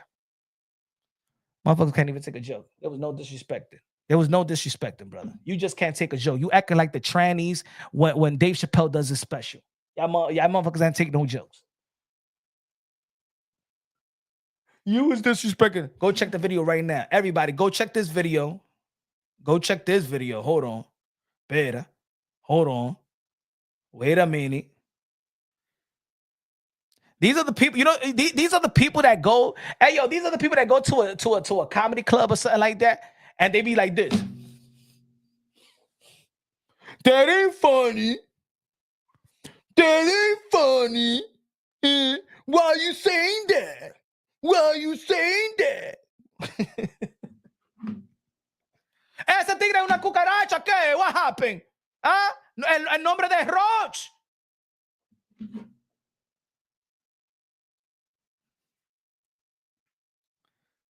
Come on, man. Put it this way, I make fun of my, hey, yo, I joke all day. But think about it. What's my name, y'all? What's my name? What's my name? Huh? I joke myself. My name is Punch Drunk. One of the most derogatory things you could tell a fighter, bruh. So if I could joke on myself, I got one of the most derogatory names in the sport of boxing, bruh. My name is Punch Drunk. That's one of the most derogatory things that you could tell a fighter. Other than calling them that they scared, fear, pussy, all that shit. Punch Drunk. Go tell the boxer, hey yo, man, you Punch Drunk. What's that? Who's the hell? Who the hell are you? Call me Punch Drunk. I make fun of myself just as much as I make fun of other people.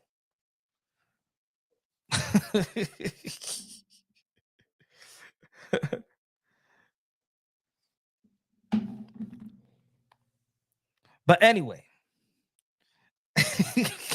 right out loud, este tigre, motherfucker gonna need to buy a sense of humor. Buy a sense of humor, man. I was telling, hey yo, everybody can vouch for me. Everybody that follow the channel can vouch for me, right?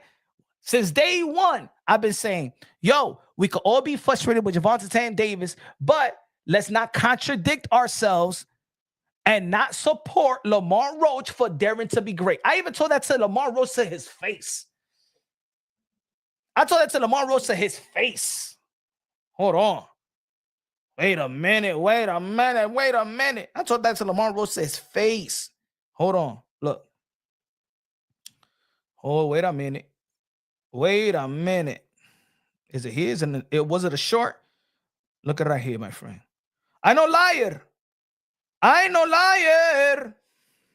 Why?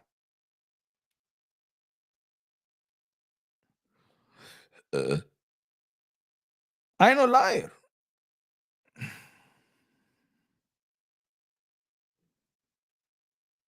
No, right here. Mira.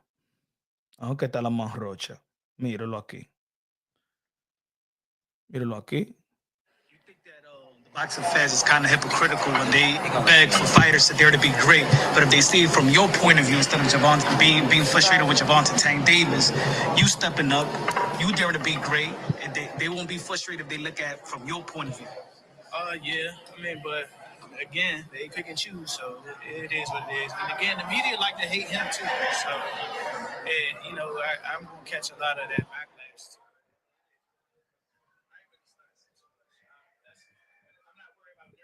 Worried about what I do All right, Potro Boxing is no liar. He's the truth. I tell the truth, my friend. I ain't no liar. Get the same energy. Even with Steven Espinoza, right? Even with Steven Espinoza. Look what I told Steven Espinoza, pera. Wait a minute. Look what I told Steven Espinoza. Aunque está Steven Espinoza. Mira, se lo dije a Steven Espinoza aquí también. Míralo aquí. Steven Espinoza. Free Jacks USA. Cállate, no ad. I'm trying to show the people. Mira. No ad. Coño, skip. Hold on.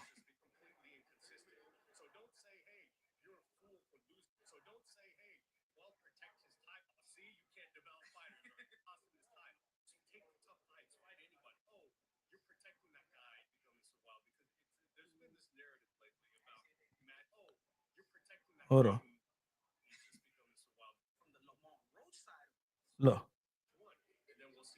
Look at my question. To be honest, the boxing fans is bipolar. You know, we ask for something, and then we almost like contradict ourselves. We be hypocrites with our own analysis. Like we always say, we want fighters to dare to be great. But if you're looking at it from the Lamont Roach side of point of view, he's stepping up. He's daring to be great. Or you just looking at it from the Gervonta Davis side. I've been waiting about matchmaking and career, like sort of guiding someone's career. So at the same time, you know, you're saying, oh, you're protecting that guy, you're protecting this guy this much, you know, you're not giving him tough fights. You take the tough fights, fight anybody. Go watch the video. I've been since day one. Christian Padilla, Punch the truth teller with the $2 super chat. Little Tanky got exposed.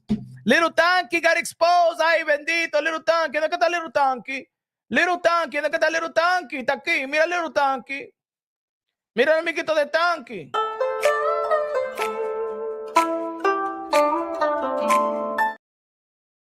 Go Tanky.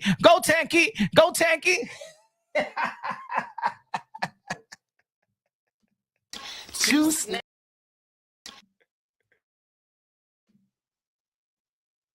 Go Tanky. Christian Padilla, good looking out with a $2 super chat. Appreciate you, my brother. Two snaps, a twist, and a kiss.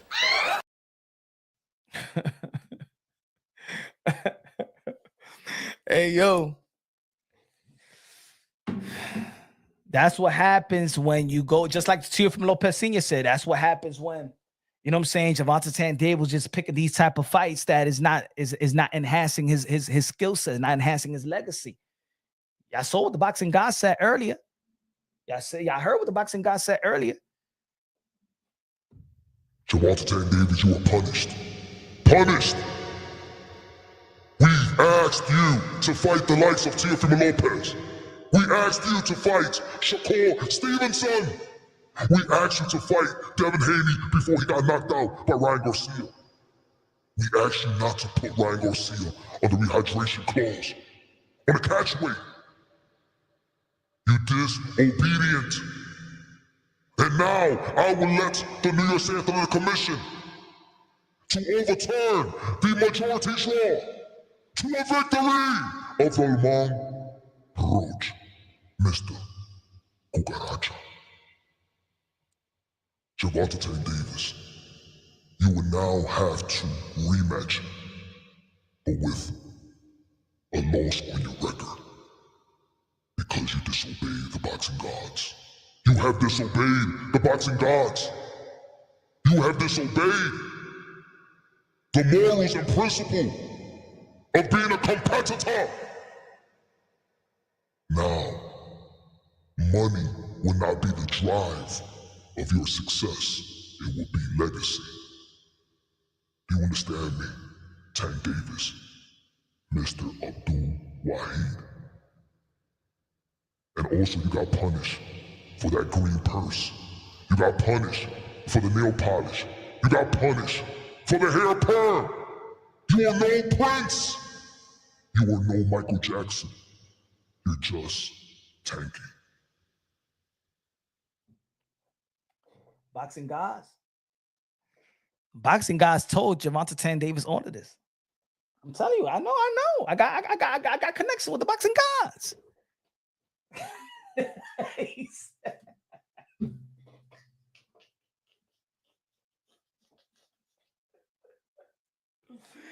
Yo, he said, yo, when they said, he said, hey, yo, that's not the boxing god, that's the boxing Diablo.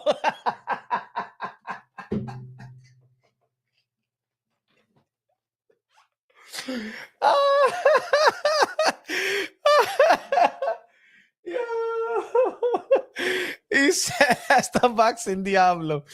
Diablo, man. That was hilarious. I did send a message to I know it was last minute, but I did send a message to let me see. I did send a message to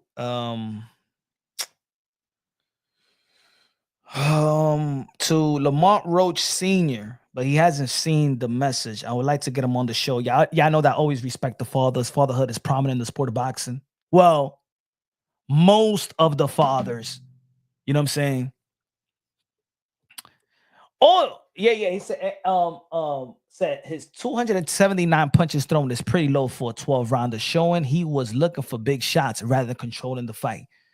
Yeah, man, for two naturally super featherweights, that was very, very low punching output. You know what I'm saying? Very low. For a guy that's fast like Gervonta, again, like I said, Gervonta Davis has adopted the mindset of Deontay Wilder. Like, I understand why Deontay Wilder I understand his mindset, because to be honest, he couldn't outskill the elite heavyweights. He couldn't really outskill Luis Ortiz or Tyson Fury. He really had to look for that big shot, right? But Gervonta Davis is faster than a lot of fighters, could kind of punch better than a lot of fighters. The footwork is impeccable. His IQ is good. He does have some good reflexes and stuff like that. I remember when Tank Davis used to jab to the solar plex. He used to have a beautiful jab to the solar plex. He used to jab a lot, and I think that, you know, he really got content in just being the equalizer and just, you know, losing rounds, taking hits. Think about it. Even when he knocked out Leo Santa Cruz, in which, you know, is one of the biggest highlight reels of this young generation, right? He took like 2 shots, voluntarily 2 shots to get that uppercut in. And yeah, it's good, but you could see right there that he had a different mentality. His mentality is, I'm going to get hit to get mines. You know what I'm saying? Like one thing about Gervonta Davis is that he trusts his chin.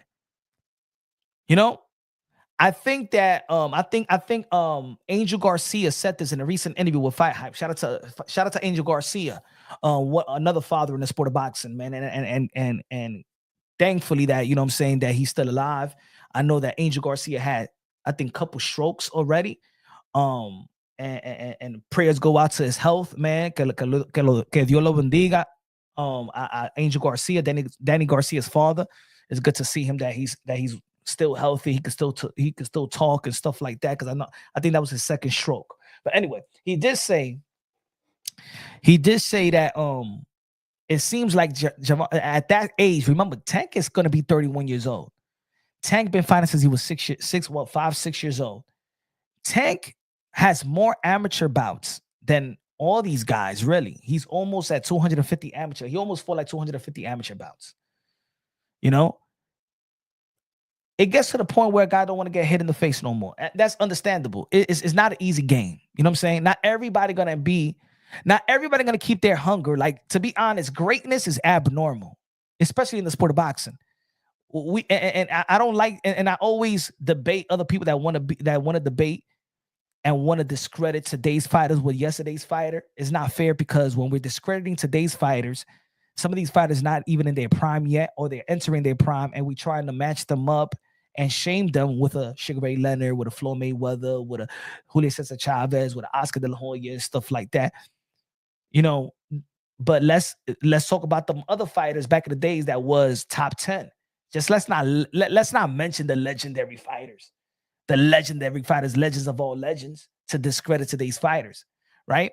But I think it's understandable that fighters at one point, they gain so much money, they got a different type of lifestyle outside of the sport of boxing. They living great. Not everybody gonna keep their hunger like Floyd Mayweather. Not everybody gonna keep their hunger like Canelo Alvarez. That's an enigma right there. That is abnormal. It's already abnormal to have this as a way of life. Being a fighter is not normal. Being great and accomplishing greatness and accomplishing something that you put your mind to it as a child. We got to commend these fighters. When we see the amateur circuit and we see these guys fighting in the amateur, like when we see Tank versus Roach at 11 years old, 10 years old, 12 years old, and now they making millions fighting each other in the big arena in Brooklyn, New York. Yo, that right there is like mind-boggling in itself. You got to commend both of these fighters for doing something they set when they was a child, and look what they have accomplished. Shout out to their father. Shout out to the people around them. Shout out to their team. You know, as much that we criticize these fighters, let's understand that these fighters don't have a normal life. They don't have a normal life. It is a lot of people can't understand these fighters. I understand when Gervonta Davis said, you know, I need time for myself. I'm scared to go to therapy because I'm afraid that I'm probably going to lose my killer instinct.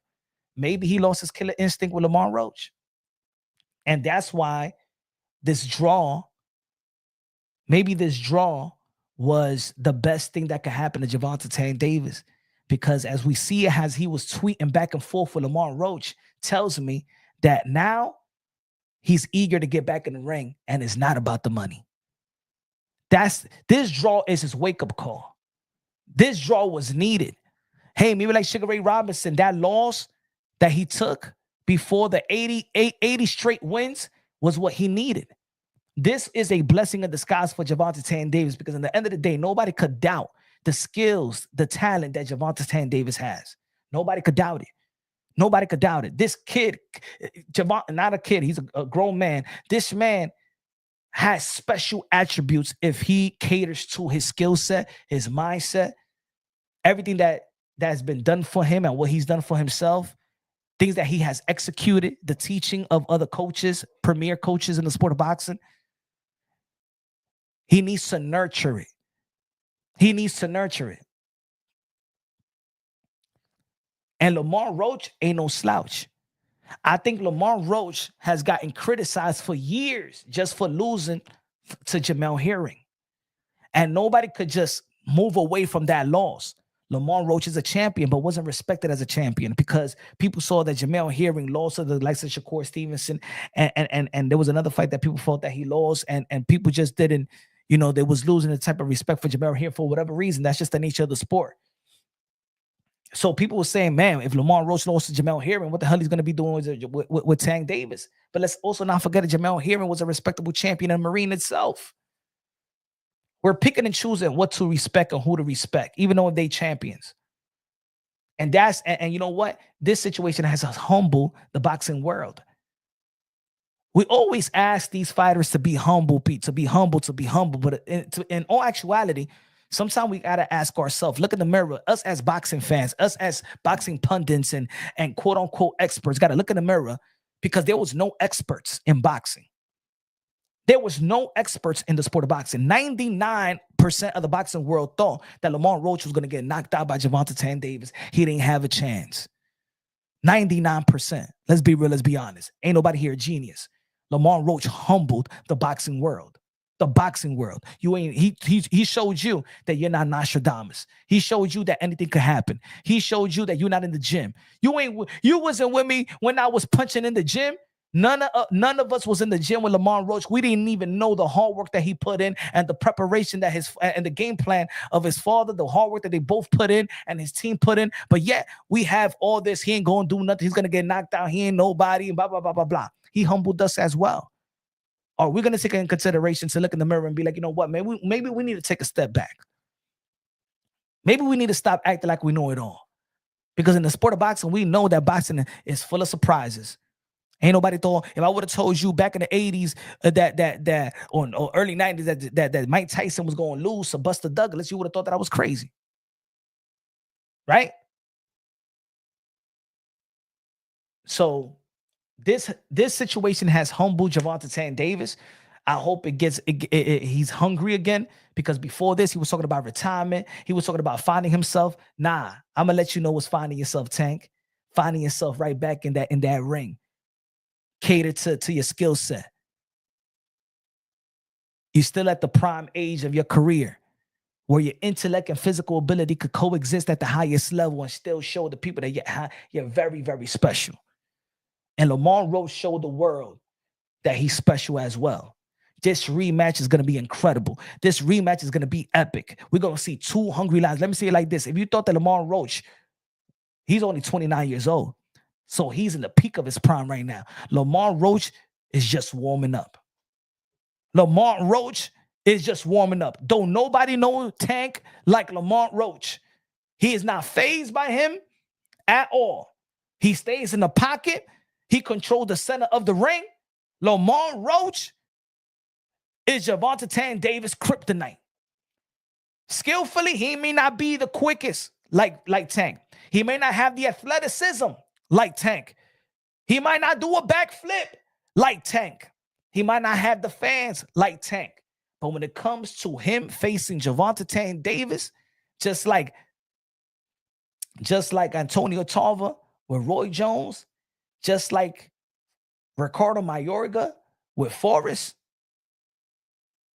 just like Shane Mosley with Oscar De La Hoya, Lamont Roach may very well be the kryptonite to Gervonta Davis. And maybe Gervonta Davis, and no matter what he does, that doesn't mean that anybody could do what Lamont did. That doesn't mean that anybody could do what Lamont did. Just because you saw Lamont Roach did what he did, that doesn't mean that Shakur would do it. I know that's the triangle theory. So if Lamont Roach did that, Shakur could do that. If Lamont Roach did that, Tio and Devin Haney could do that. Even though they're at 140-pound division, I got Tio from Lopez beating Gervonta Davis. Always have and always will. At 140, Tio beats Tank. But that doesn't mean that because Lamont Roach did what he did, that everybody else is going to do it. That's also discrediting Lamont Roach, because in the end of the day, nobody knows Tank like Lamont Roach. Shakur doesn't know Tank like Lamont Roach. Haney doesn't know Tank like Lamont Roach. T.O. doesn't know Tank like Lamont Roach. Ryan doesn't know Tank like Lamont Roach. This may very well be the kryptonite. And maybe a Lamont Roach may lose to Shakur, may lose to Haney, and may lose to Ryan or T.O. if he moves up there. Remember, he's a super featherweight champion. He just moved up for the opportunity to face Gervonta Davis. Maybe Lamont Roach fights Navarrete and loses. We don't know. But when it comes to Gervonta Davis, Lamont Roach showed something that everybody else didn't show. That he knows him very well, inside and out, weaknesses and strengths. Gervonta Davis' power did nothing to Lamont Roach.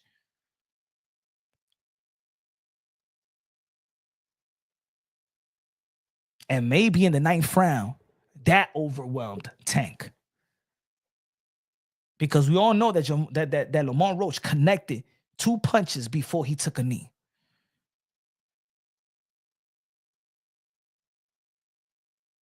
Yeah, we like to talk about 4 kings and all that. No, Lamont Roach is in the mix now. And you know what? It makes boxing better. Because I'm tired of the boxing world trying to shrink the sport. I'm tired of fans and pundits only want to talk about several matchups. Now we got a Lamont Roach versus Loma, a Lamont Roach versus Shakur, a Lamont Roach versus Keyshawn, a Lamont Roach, if you decide, and I said this yesterday, if Lamont Roach doesn't get the rematch with Gervonta Davis and he goes to defend his WBA title, I want him to get a big fight. The only fight that I would want him to fight at 130 is the Navarrete. I think Lamont Roach and Navarrete will be an incredible fight, a big event as well. But again, I want Lamont Roach to appeal the fight. I know they're reviewing the tape, but I want him to put more pressure on the New York State Athletic Commission because they're going to reward him to win. This is going to be one of the biggest fights in the sport of boxing. And I'm glad because it just shows that boxing is full of surprises, man. It just shows that boxing is full of surprises. Smash that like button, ladies and gentlemen. Smash that like. And they in the age where they still could, again, 29. I always said that the 27 and 32, especially today with the science and how people work out and understand their body. These athletes understand their body more than any other athletes in the past, right? The science make them know what they eat, how they can rehydrate real good, water retention and stuff like that. Lamont Roach is 29. He's entering into his prime, and right now he's motivated more than ever. This might just take him to the next level, and I don't think that this. And shout out to Lamont Roach and Lamont Roach Sr. They are the most classiest individuals in the sport of boxing. You could see they take their wins like they take their losses. They wasn't overly exaggerated like they didn't. They manifest this win. It seemed like they manifest this win. It was they not even acting like us. Like robbery. Lamont Roach Sr. is not even acting like that. Lamont Roach Sr. is classy. I know a lot of people in the sport of boxing, they like to disrespect a lot of these fighters, fathers. There's a lot of fans that don't like the fathers that talk a lot. Lamont Roach Sr., we barely heard too much of him. But the interviews that he did have prior to the fight and leading up to the fight and after the fight, very classy individual. Also coaches other individual as well. Great family. Look at the way that Lamont Roach carried himself. He's been having his mother and father. I think they've been married. They've been together for like 37 years. His parents. So you could tell when somebody comes from a 2-parent household. I always say that the nuclear family is something that we need to promote even more. You know, that's the power of a nuclear family. That's the power of having a father at home. And you can see that they're tight-knit family. And I think that people should see more of the light and share more of the light, put the light on Lamont Roach and his family. Good looking out, Steve Harris. I appreciate you, my brother. Thanks, man. I appreciate y'all, man. So now y'all already know, man. Tomorrow is gonna be the press conference. Tomorrow, boxing is gonna keep on getting lit. It's gonna keep the momentum. I know we're gonna keep on talking about this because they still going back and forth. Again, Lamont Roach and Shakur Steve. I know Lamont Roach. He deleted one of the comments. I think he deleted this tweet. He deleted this tweet. I know, maybe because he want to carry himself, with dignity and respect, like he has been. And I know he was cursing a lot in one of these tweets. I think he tweeted this one. I mean, he deleted this one. He said, I was never worried about that. And the truth, he told you, I told you hit like a bitch.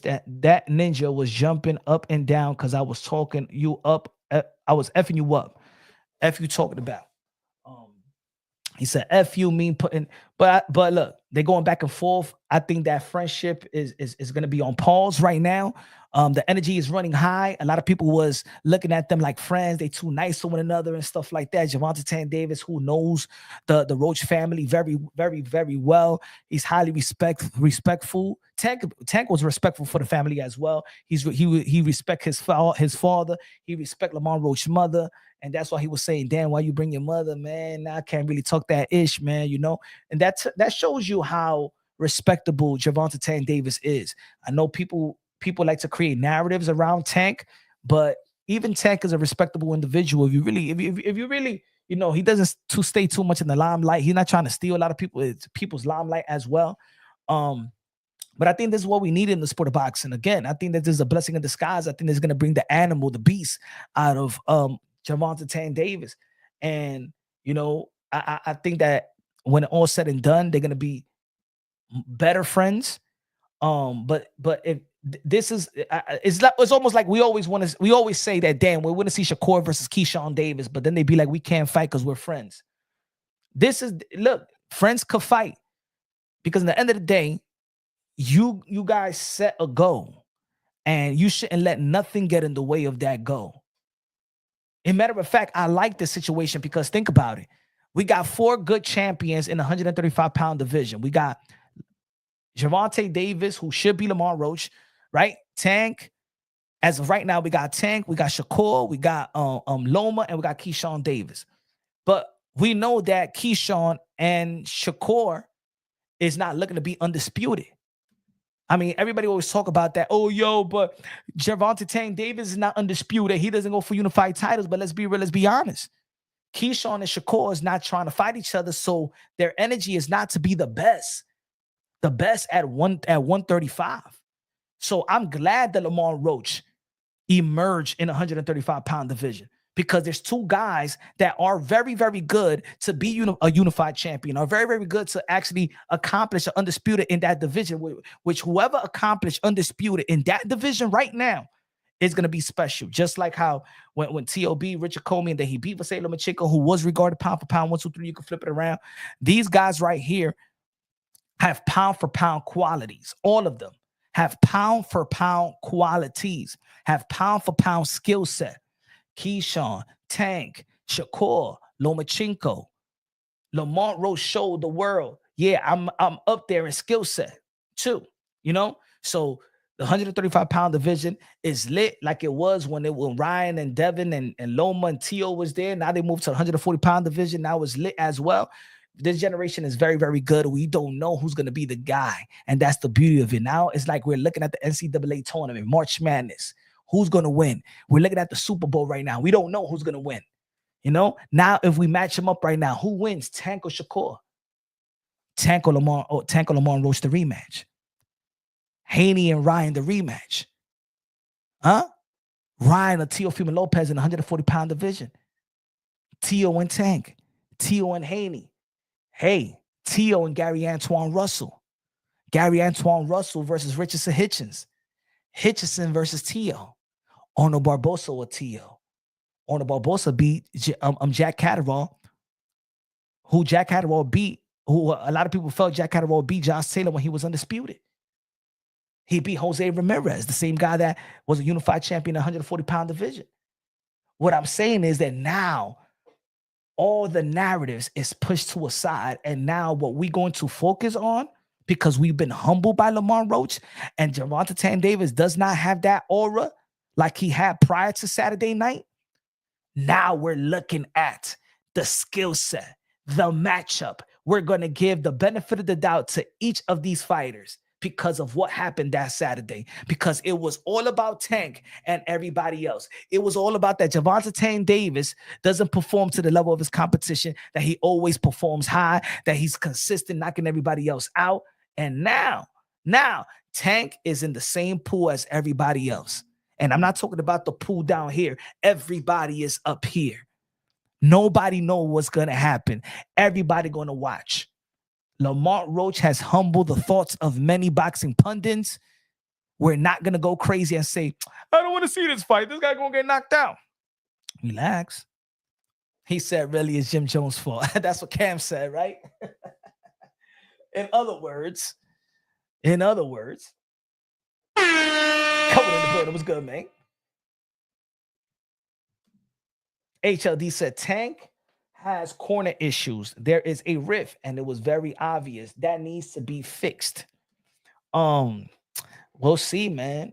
Hopefully he get it together. Again, I think he's been with these guys for a long time. Maybe these guys get too used to the voice.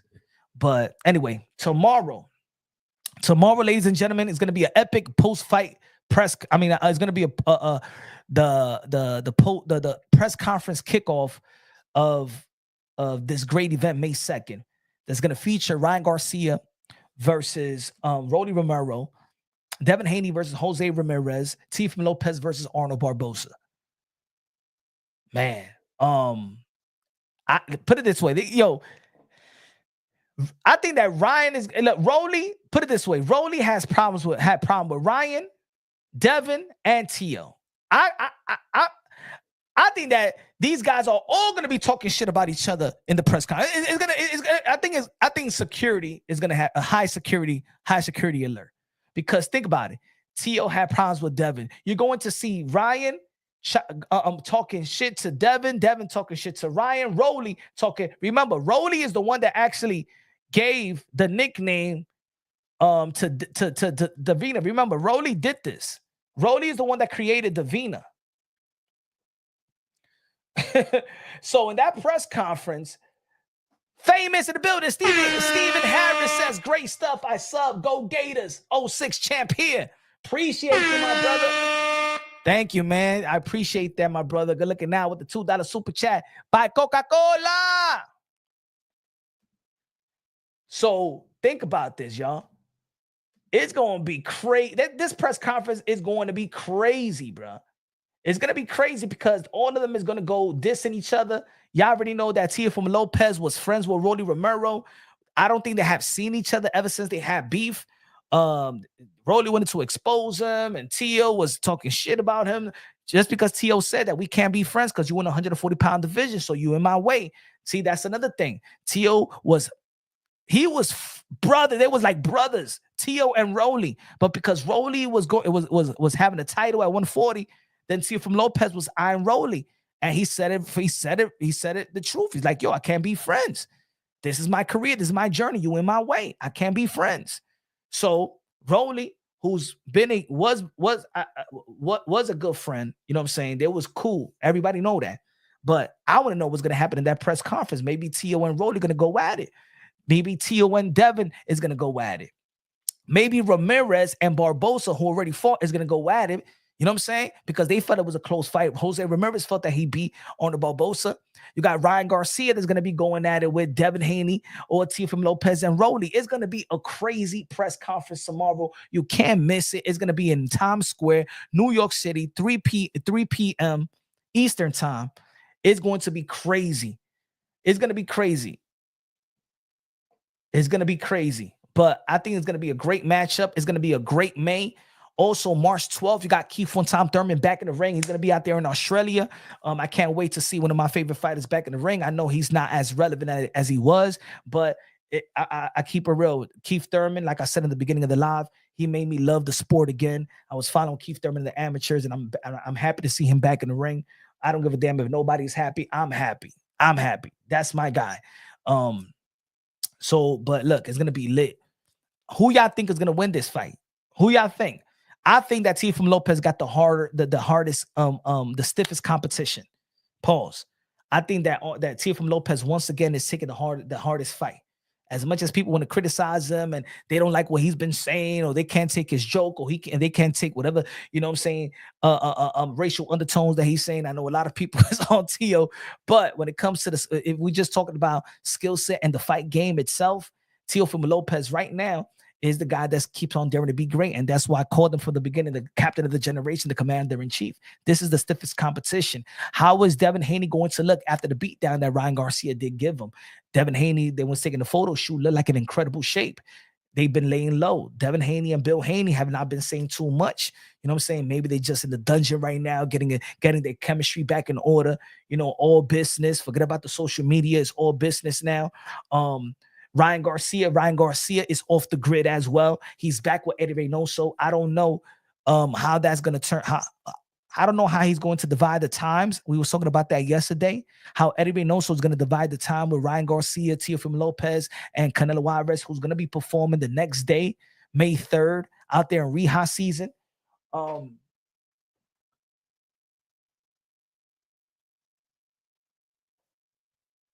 But yo, I'm gonna tell you like this, man. All these guys could just fight one another and become, yo, they all could just fight one another, win, lose, or draw, just be competitive and show and you know, just be competitive. Just be competitive. And these guys could really just become, yo, they'll make so much money together. You know what I'm saying? And you can mix and match it. I would like to see, look, Tio was supposed to fight Jose Ramirez too, you know, for Super Bowl week, but he signed with Golden Boy Promotions and declined the fight. Arnold Barbosa was waiting for his opportunity, and I believe that Arnold Barbosa actually did earn his opportunity. Sometimes these people politically get into the mandatory position, but Arnold Barbosa literally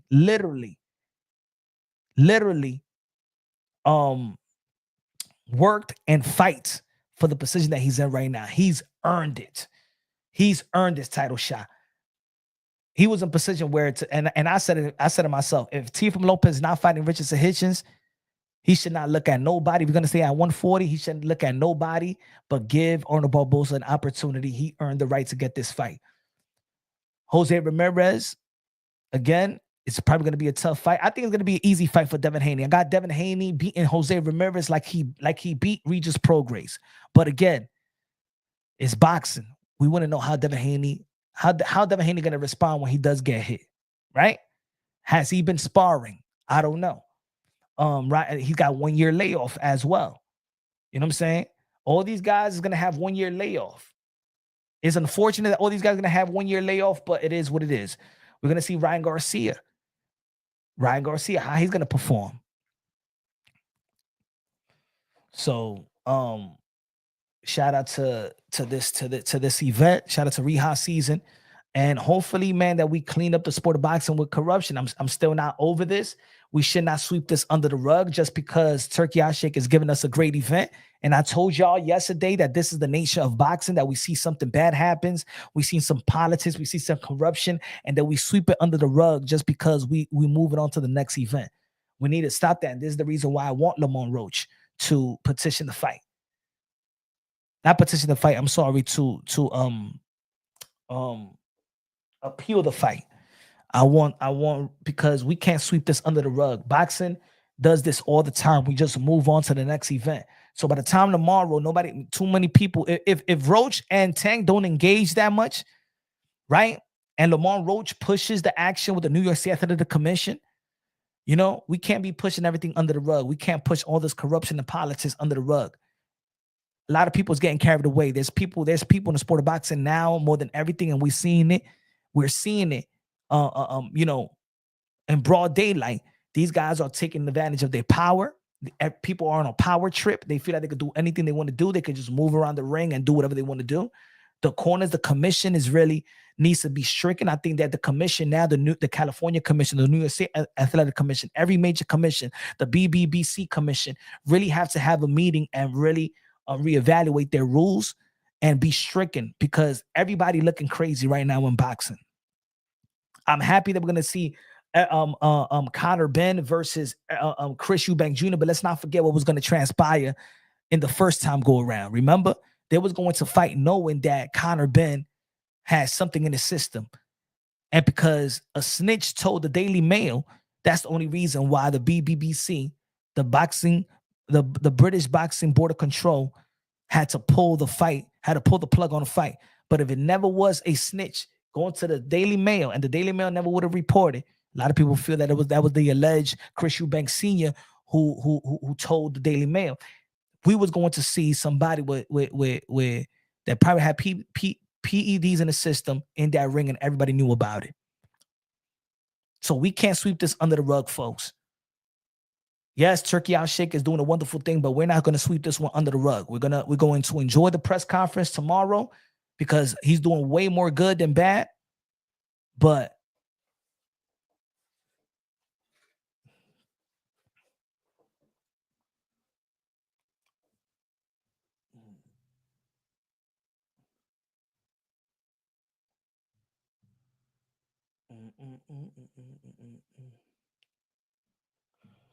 Rap Star Boxing Now is the voice of the UK, London. He said you need to stop, Punch. You need to stop talking about other channels over here. If you like it, then get out. If you don't like Punch Drunks, then get out. I'll show you the door. I'll show you the door. Ain't gonna disrespect me with other channels up in here. Soliciting. Motherfucker passing flyers out. Passing flyers out here.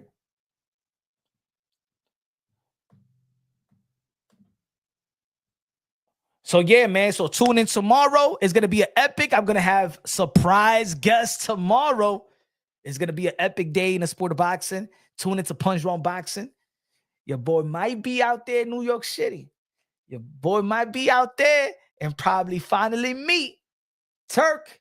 We don't know. We probably gonna be out there in Times Square. I don't know. Maybe they be like, Punch, do not come around here. I don't want him around. But ladies and gentlemen, man, thank you for following the channel. We're going back live, same time tomorrow. We're going to drop a video. Also, we're going to have a special guest tomorrow. You don't know who's going to be showing up. I know I'm going to see some faces. You already know. This is Punch Drunk Boxing, a.k.a. Mr. Roach himself. Shout out to all the modern-day warriors, modern-day gladiators, the one that put their life on the line for pure entertainment. God bless each and every one of you on the chat. Y'all already know God first, everything second. Fight plus survive equals true champions. With one race, the human race, what makes us beautiful is that we're different cultures. Ladies and gentlemen, we like the buffet in hell, on earth. The best investment you can make in your life is have God in your heart. Love y'all. God bless, and on to the next.